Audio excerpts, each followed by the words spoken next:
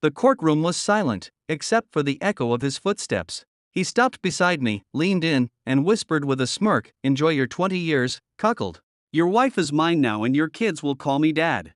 I didn't blink. He had no idea what was coming.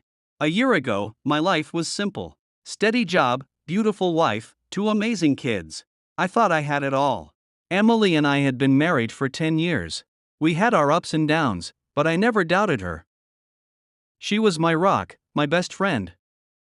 Or so I believed. Then came Daniel, her co-worker. Friendly guy, always polite. I welcomed him into my home, trusted him around my family. Looking back, the signs were there. The late-night work meetings, the sudden secrecy, the way she started pulling away. But nothing could have prepared me for the betrayal that shattered everything.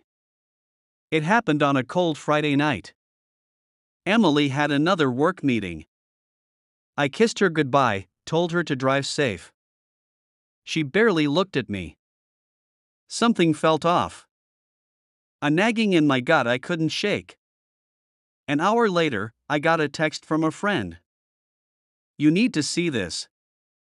Attached was a photo Emily, wrapped around Daniel in a dimly lit restaurant. His hand rested where only mine should. Her smile that wasn't a work meeting smile. That was the smile she used to give me. My hands shook. My chest tightened. 1,000 thoughts crashed into me. Maybe it was a misunderstanding. Maybe. Then another text. They just left. Together.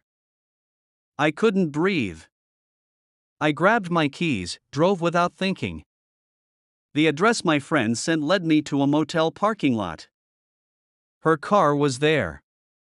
So was his.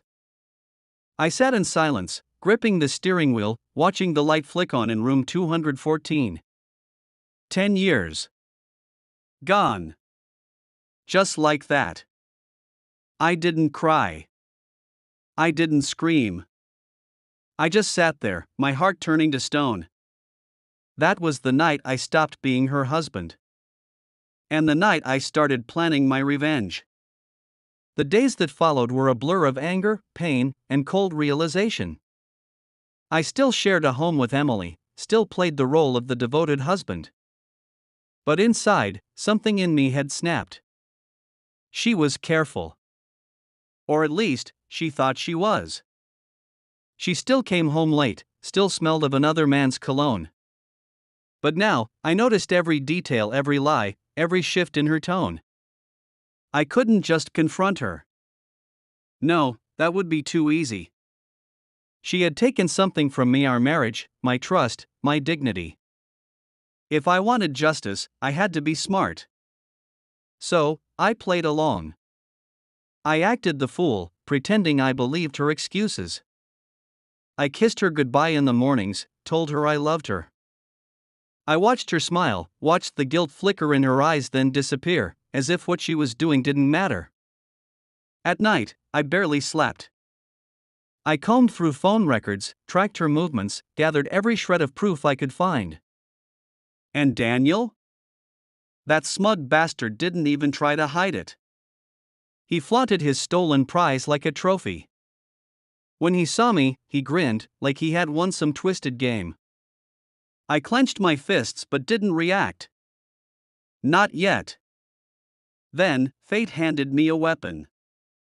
One evening, Emily left her laptop open. A message popped up from Daniel. I wasn't trying to snoop, but my eyes caught one sentence. "Once the divorce is final, we'll have everything. Just stick to the plan." My blood turned to ice. They weren't just having an affair, they were plotting against me. I dug deeper. Emails. Bank transfers. Hidden accounts. They weren't just betraying me emotionally. They were setting me up financially. Emily had been siphoning money from our joint accounts, slowly, carefully, ensuring I'd be left with nothing when she finally left. And Daniel? He had a criminal record: fraud, embezzlement. He wasn't just after my wife. He was after everything I had built. Rage burned in my chest, but I forced myself to stay calm. They thought they were playing me. They had no idea I was about to rewrite the game. The moment I saw those messages, something inside me shifted. I wasn't just a betrayed husband anymore. I was a man with a plan. First, I made copies emails, bank records, every incriminating detail. I backed them up in multiple places, ready for the day I'd unleash hell. But I wasn't just going to expose them. No, that would be too simple. I needed them to feel it. Emily thought I was blind. Daniel thought I was weak. It was time to play into their delusions. I started acting distant, distracted like a man slowly falling apart. I let my performance bleed into every conversation. I became forgetful, withdrawn, even a little reckless with money. Let them believe I was spiraling. Then, I planted the first seed. One night over dinner, I sighed heavily, rubbing my temples. I think I messed up at work, I muttered. If I lose this contract, I don't know how we'll recover. Emily barely reacted, just a flicker of interest before she quickly masked it. But later that night, I saw her on her phone, texting someone. I knew exactly who. The next day, I made sure Daniel overheard me at our gym, talking to a friend. Man, I'm so stressed. I might have to sell the house if things don't turn around soon. By the end of the week, Emily started pushing me. Maybe we should talk about our finances, she suggested one evening, feigning concern. I played dumb. Nah, we're fine. Just a rough patch. But I knew she was getting impatient. Then came the bait. I told Emily I was going on a business trip for the weekend. In reality, I booked a cheap motel across town and set up cameras in our bedroom, hidden, undetectable. And just like that, they walked straight into my trap. The footage was damning Emily and Daniel together, laughing, drinking, plotting, planning my financial ruin. I watched the videos in silence, feeling nothing but cold determination. They thought they were setting me up for failure. But I was about to flip the entire game on them. I waited until the perfect moment. A week later, Emily sat across from me at dinner, stirring her wine with calculated ease.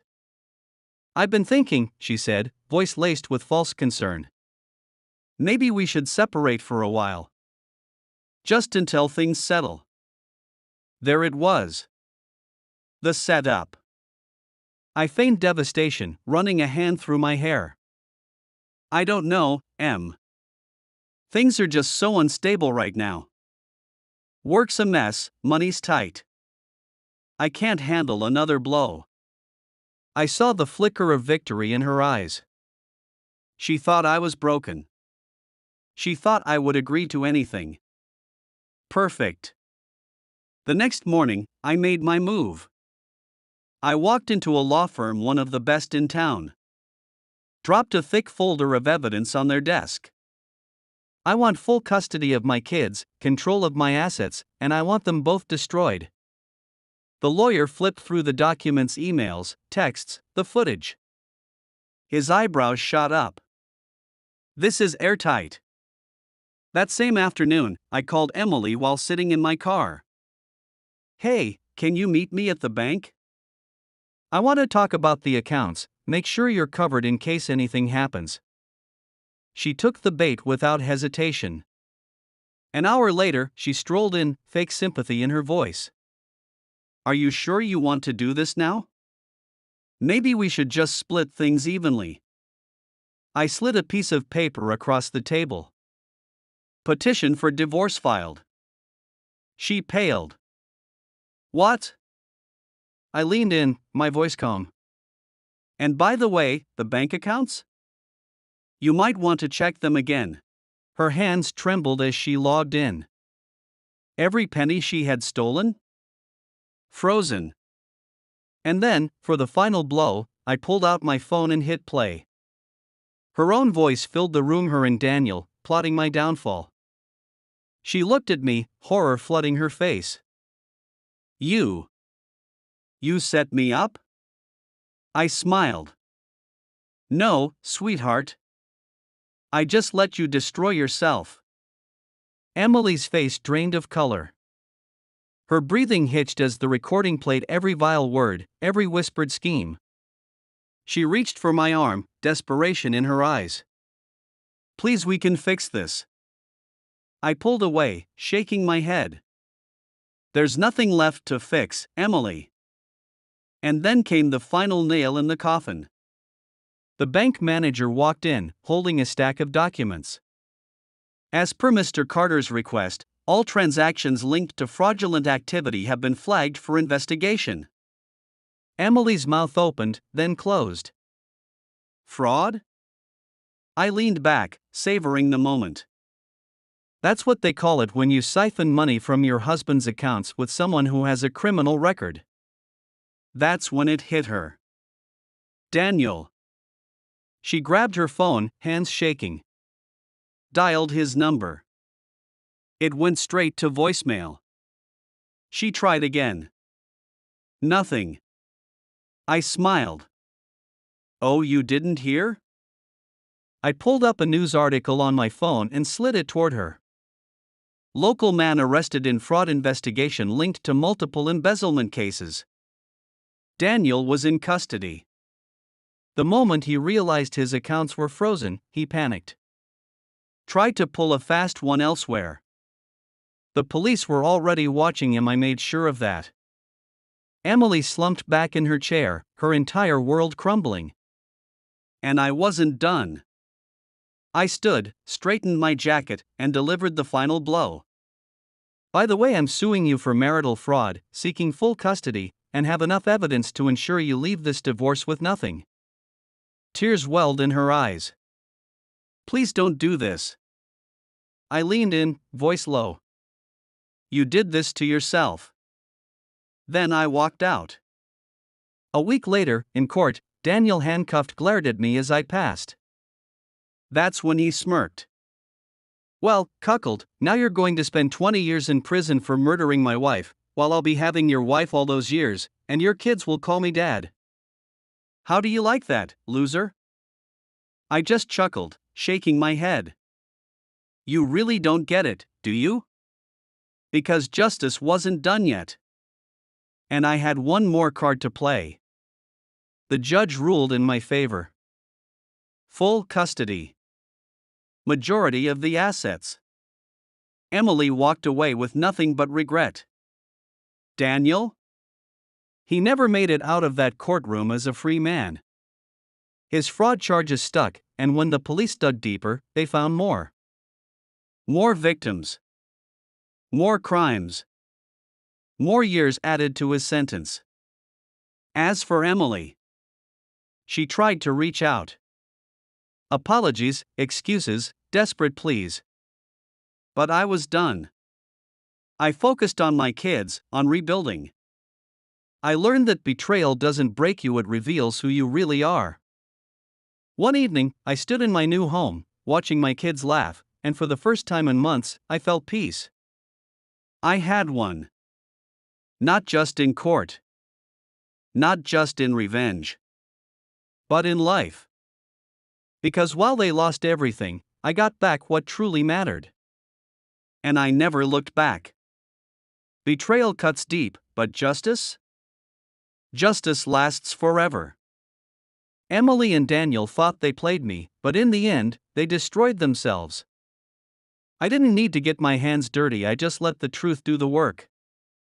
And the best part? I walked away free. They never did.